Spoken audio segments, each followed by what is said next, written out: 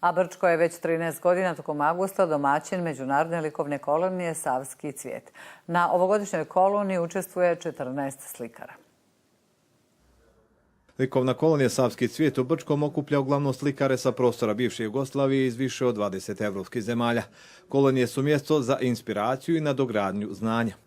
Upoznavati se sa novijim tehnikama, pogotovo danas u 21. vijeku kako postoji različiti materijali, mediji. To treba puno eksperimentisati i tražiti sebe u tom materijalu, mediju.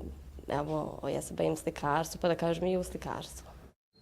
Kada ne bi radili, ne bi onda vježbali, ne bi upoznali druge ljude kao i same druge primjere kako ljudi rade, tipa neko radi drugu tehniku, a meni će naravno značiti kao mladom umjetniku da pokupim sva znanja od svih.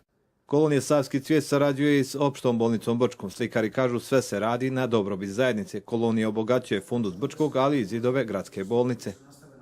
Imamo u svom posjedu, dakle, pa ne mogu sad tačno reći, ali mislim skoro 400 slika. Dobar dio slika, mislim oko 150 je poklonjeno, 150 dakle originalnih slika koji su nastale na koloniji je poklonjeno našoj gradskoj bolnici.